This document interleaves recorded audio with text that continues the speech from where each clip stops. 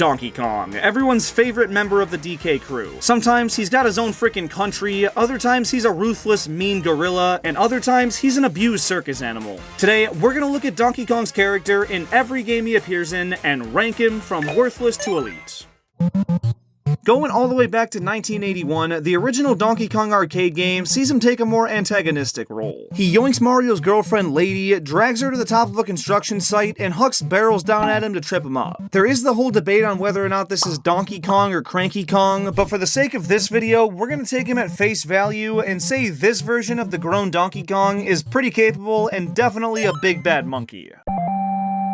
Just like the last game, Donkey Kong Jr. has some controversy over which Donkey Kong is the real one, but the one that looks like the rest we're ranking in this video takes a sizable step back compared to last time. Mario captures him, locks him in a cage, whips him, and tries to shock his son, and all he can do is stare out from behind bars and pray for his underage savior. Yeah, it's about as worthless as he could be.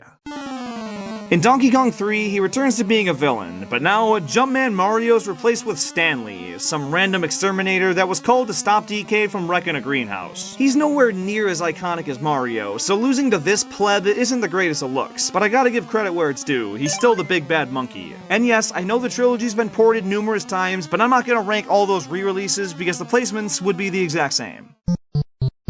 Donkey Kong Jr. Math is a learning tool with gameplay that resembles Donkey Kong Jr., pretty self-explanatory, but now DK himself is stepping up and being a pretty good father, tutoring his son in a subject he struggles in. Not being playable or an adversary though, he's gotta go barely does anything. He holds up a sign with a number, how much can we really glaze the guy?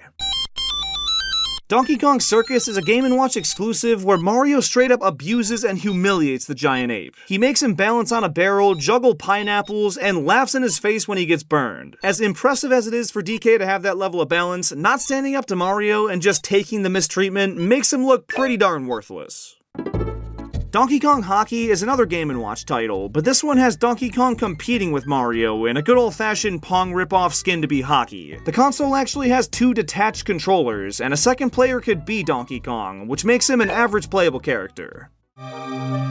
Now we get to the good stuff. The first Donkey Kong Country on Super Nintendo is peak 2D platforming. The levels are well designed and challenging as fuck, the environments are super organic and full, the 3D look and art style is beautiful on the hardware, and it pushed Donkey Kong from being an obscured Mario villain to the forefront of his own platforming series that rivals that of the Plumber. Plot-wise, it's nothing special. A group of crocs called the Kremling steal his entire banana horde and really piss him off, making him spring into action to go kick some reptilian ass. Him and Diddy Kong are the only playable characters, and while he's less agile, he makes up for it in strength. The two reclaim DK Island and defeat the great King K. Rool, who's an impressive adversary in himself, and makes Donkey Kong look hella capable. It'd be crazy to put this one anywhere but elite! Donkey Kong Land is basically a watered-down version of the first DKC game. You play as Donkey and Diddy the entire way through, and they save the day no problem. If the last one got elite, I think it's only fair to put this one up there with it.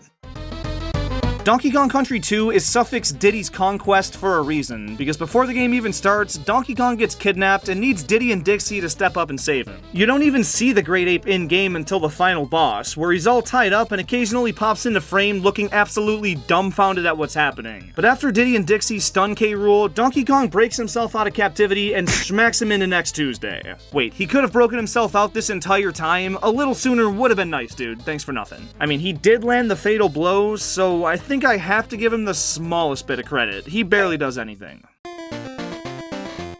Just like the first Donkey Kong Land, the second follows the events of the corresponding country game to a T, so barely does anything. Like its predecessor, Donkey Kong Country 3 has DK get kidnapped early on, but this time Diddy's captured too, so they have to rely on Dixie and her toddler cousin Kiddy Kong to come to the rescue. They pull through, and Donkey Kong is very impressed with them. Yeah, I don't care. You haven't done shit since '94, dude. I couldn't care less what you think. Worthless. Donkey Kong himself isn't actually in the third Land game. Imagine buying this for your dosage of DK and he's not even there. I'd be swearing up a storm. Worthless.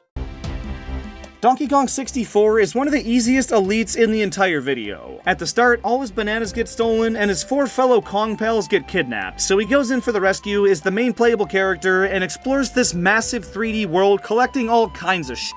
There are other playable Kongs later in the game, but Donkey's the driving force behind everything and definitely earns a spot in elite.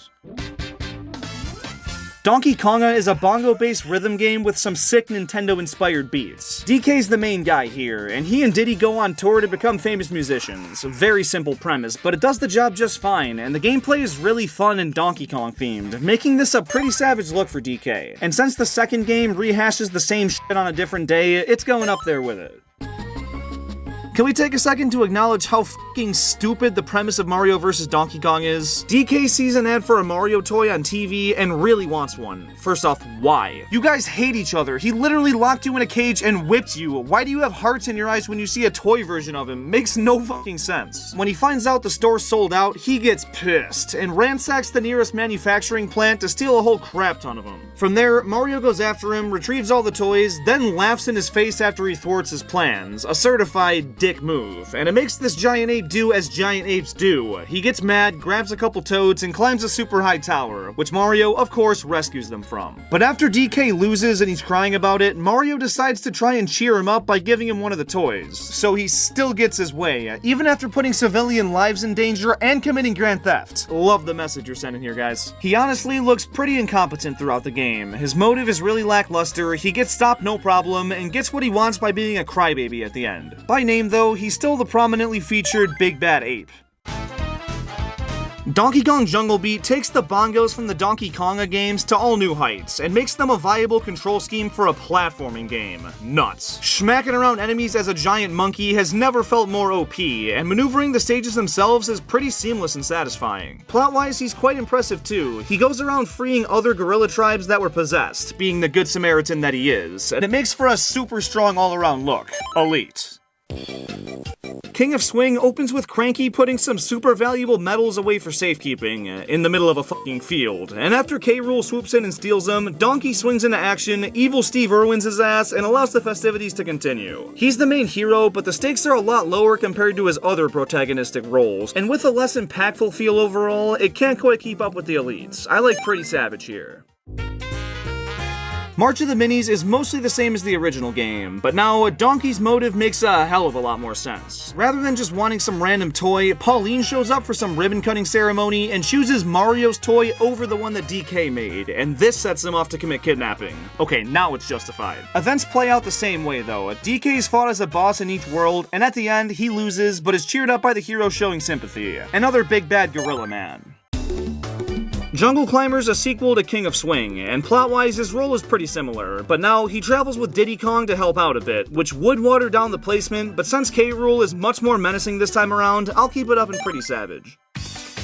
Donkey Kong Barrel Blast, the walking meme, is basically Mario Kart if nobody tried and they wanted controls to be as cumbersome as possible. It's a mid-launch title racing game for the Wii, and Donkey Kong's one of many playable characters, nothing all that special about him, so playable but average.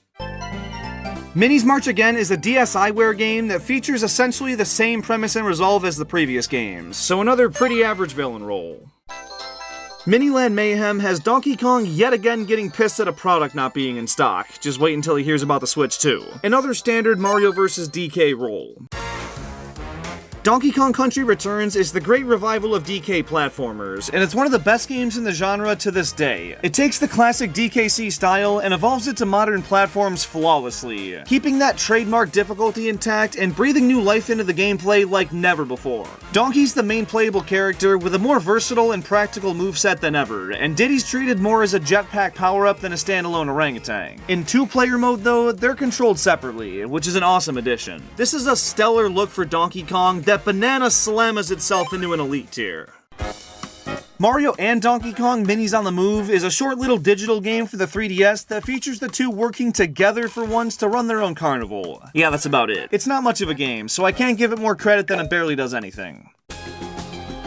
Tropical Freeze follows up DKC Returns in the best possible way, with fresh environments, improved gameplay with new Kongs and fun abilities, and somehow even better design levels. This might be my favorite 2D platforming game ever made, and Donkey Kong being the central simian behind it all gives me yet another way too easy placement. Elite. Tipping Stars is the most recent Mario vs. Donkey Kong game, and it starts off like all the others, but after Mario beats the game, it's revealed that DK's not actually the bad guy. Instead, he's trying to lure Mario to a surprise party, which is pretty sweet of him and very well executed. He accomplishes what he wants and isn't a villain. I'm gonna toss him up in Savage tier. Mario Maker features Donkey Kong as one of the amiibo skins for the 8-bit gameplay style, and since that's all there is to it, he's going worthless. In Mario plus Rabbids Kingdom Battle, Donkey himself's not featured in the main story, but you do fight Rabbid Kong as a boss, which is similar in feel, but not him. The real DK isn't seen until the Donkey Kong Story expansion pack, where he's the focal point of like a 10-hour bonus adventure, which is a ton of extra content and a pretty substantial role. Sure, it's kinda icing on the cake, but I'm down to put it up in pretty savage tier. Donkey Kong Bonanza is shaping up to be the greatest Donkey Kong game. I cannot wait to play it. It's looking like an over-stylized Mario Odyssey where you can demolish anything you want and wreak havoc on these massive open-world terrains. It's not out yet, but I know it's a clear-cut elite. And I'd be remiss to leave out all the spin-offs, your cards, parties, and sports games, but DK's a staple character in 95% of entries in those series, so they'd all go playable but average. Not even gonna bother placing them. And before you go, if you haven't picked up a portable Switch dock yet, now's a better time than ever, because currently they're on sale for just $10 a pop on AccelerateGaming.com. That's the cheapest they've ever been. These make traveling with your Nintendo Switch as easy as can be. It fits into a coin pocket in your jeans and functions the exact same as the big clunky old dock. Go grab one for your friends, kids, cousins, anyone with a Switch, and use code DK50 at checkout to redeem the offer. Everything must go and the offer won't last long, so scoop them up while you can. And there you have it.